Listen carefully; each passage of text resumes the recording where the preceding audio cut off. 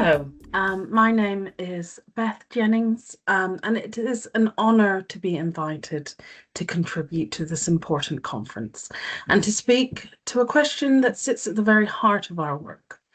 How do we recognise the harm that children experience in cyberspace? And what must we do to ensure that recognition translates into genuine protection? I'm speaking on behalf of WeProtect Global Alliance.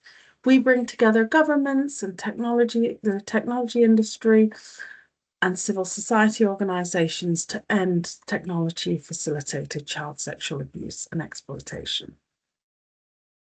Our recently published Global Threat Assessment paints a stark and urgent picture. The technology-facilitated sexual abuse and exploitation of children is not a peripheral or emerging issue.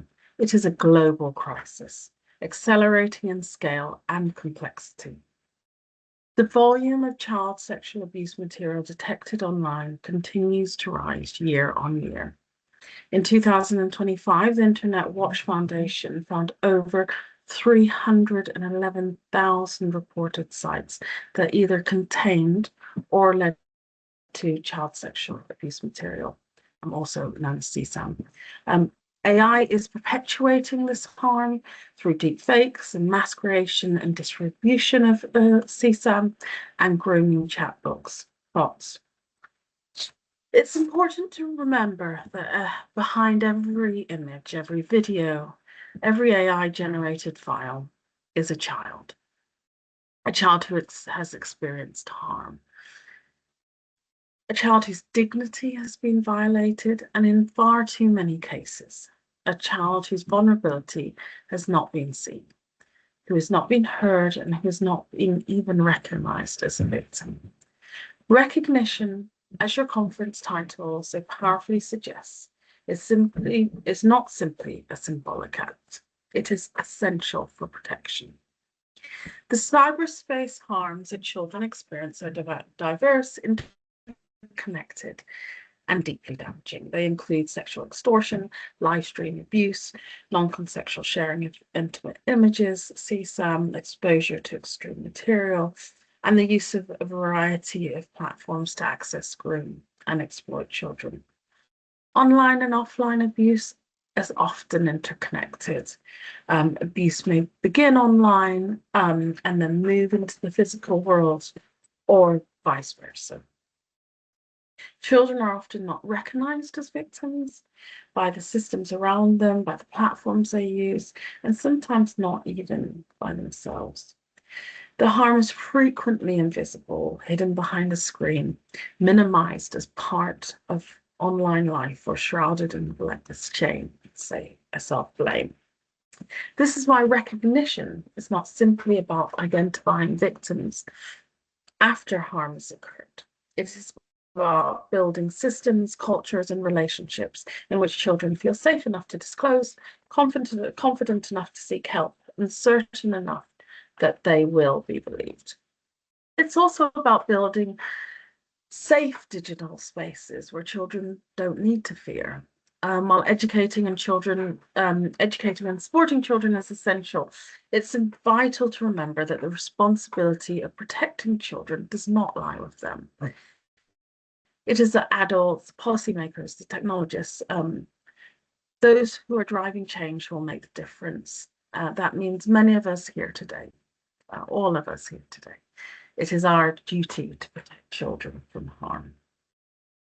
I also want to draw your attention to another dimension of this issue that demands greater recognition and adds to the complexity. Last year, we published a report on children who display harmful sexual behavior. This highlights a significant proportion of child sexual abuse that is perpetrated by other children and young people. These children simultaneously are in need of recognition as individuals who cause harm, but also as individuals who are children themselves and who have, in the vast majority of cases, experienced trauma, abuse, or neglect. Children who display harmful sexual behavior are also children in need of care, intervention, and support.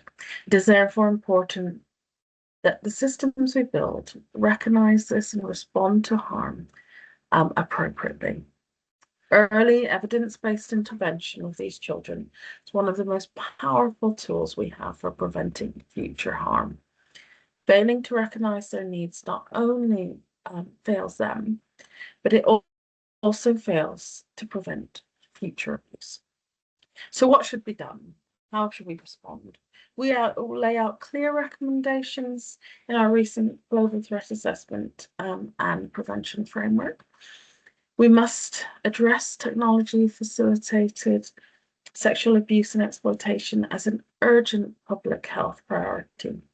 This means investing in prevention strategies, including those designed to prevent perpetration and reduce the stigma associated with help seeking and disclosure. It means sustained investment and cross-government commitment.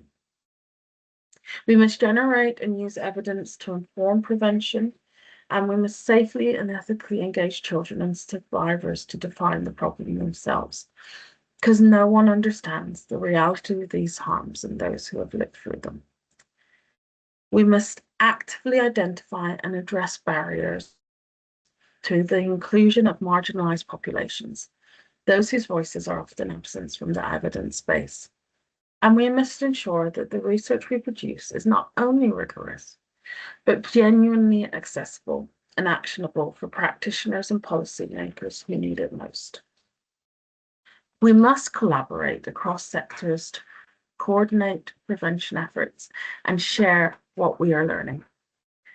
That means adopting harmonized terminology, standardizing reporting metrics, sharing timely data, and establishing sustainable systems that outlast individual projects and funding cycles. Underpinning all of this, we must hold technology companies to account for the safety of the products they build, the platforms they operate. Safety must be designed from the outset, not bolted on as an afterthought once harm has already occurred. And while there have been encouraging movements in legislation across a number of countries in recent years, the pace of regulatory change must keep up with the pace of technological development.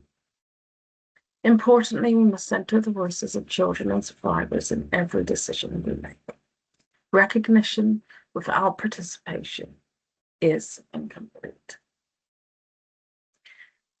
It is in this context I'm particularly delighted to welcome the Commission as members of WeProtect Global Alliance. Your membership reflects a commitment that goes beyond national borders, a recognition that the harm children face in cyberspace are global in nature and demand a global response.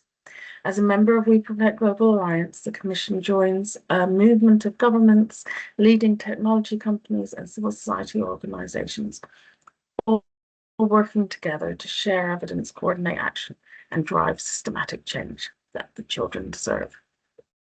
We look forward to working alongside you, learning from your expertise, supporting your work, and together building a safer world for our children. Thank you.